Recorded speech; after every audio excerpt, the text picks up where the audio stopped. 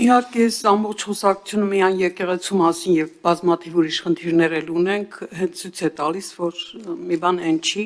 Հիմա ես երկու հարց ունեմ, առաջինը այս խոսակցության հետ կապված։ Ես այն մարդկանցից եմ, որ գտնում եմ իրոք եկեղեցուն պետք է նորոգվի, իրոք բարքերը վերբեռնման կարիք ունեն այնտեղ, սակայն այստեղ ուրիշ խնդիր էլ կա։ Հիմա այսպիսի արշավներով փաստորեն հասարակության ներքին պառակտմանը, հասարակության բևեռացմանը, իրար նկատմամբ ատելությանն եք նպաստում, մինչդեռ կարելի է այդ բոլորը լուծել բոլորովին այլ եղանակներով, բոլորովին այլ ձևերով, ավելի հանգիստ, ավելի եկեղեցին ինքը այնպիսի ցանցային կառույց է, որ կարող է նստել, քննարկել այդ հարցերը, եւ ով եթե ոչ իշխանությունը պետք է մտահոգվի հասարակության ներքին պառակտումը չխթանելու մասին, հենց այս արշավներով եկեղեցականների հանդեպ, չեմ ասում եկեղեցու։ Սա մեկ, երկրորդ հարցս ես ինչ է։ Դե ասենք համացանցայինը արշավ համարենք, ասենք տեսանյութեր են տարածվում, չգիտեմ, հազար մի բան, դա մտնում է արշավի մեջ, կոմպոնենտ է։ Եվ երկրորդ հարցս ես նոր Եվրանեստի հանձնաժողովներից մեկի նիստին մասնակցեցի եւ այնտեղ բավականին շատ խոսք գնաց այն մասին, որ մեր Թրամփի ճանապարհը տարբեր դիտարկումներ կային եւ այդ դիտարկումների մեջ առնում էր այն, որ հայկական պատկերացումները մի քիչ հեռու են եվրոպական պատկերացումներից, եվրոպացիները ավելի շատ մտահոգություն ունեին եւ անվտանգային եւ ժամկետային եւ այլ։ Ես ուզում եմ հասկանալ, այս Եվրանեստի նիստի օգուտը արդյոք կլինի այն, որ մեր պատկերացումներն ու եվրոպացիների պատկերացումները իրար մոտենան, մանավանդ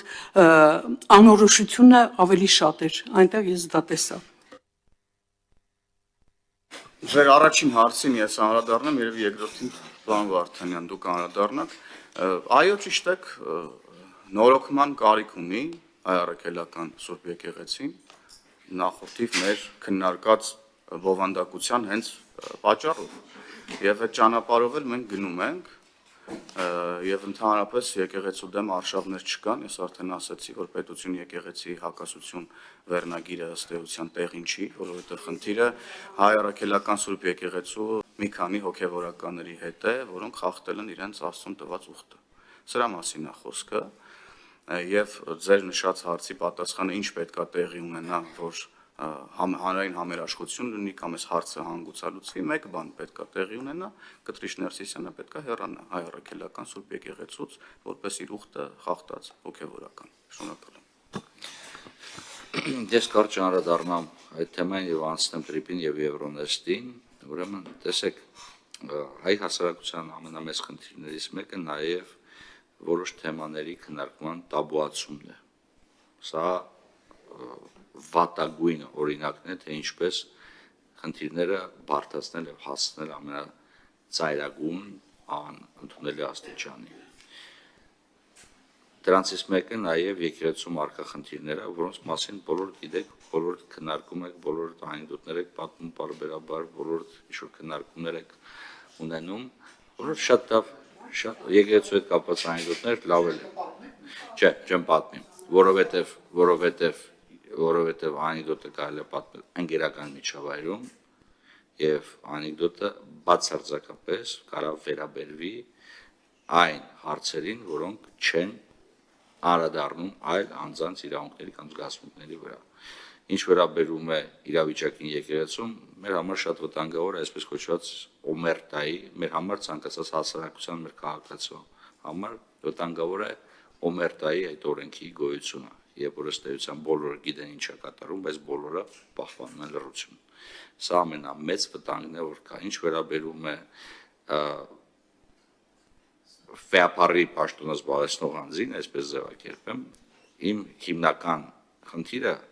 ոչ այն է, որ վերջինս ունի երեխա, թե չունի երեխա, որտեղ վերջո երեխաները Աստծո շնորհ են, ի տարբերություն իշխանության, այդ հոգեվորական իշխանության, որ ուզենք թե չուզենք ժողովրդի կողմից է դրվում։ Այս խնդիրը հետևյալն է. լռելու եւ իրականությունը թաքցնելու խնդիրն է։ Ամերիկայի Միացյալ Նահանգների նախագահ Բիլ Քլինտոնին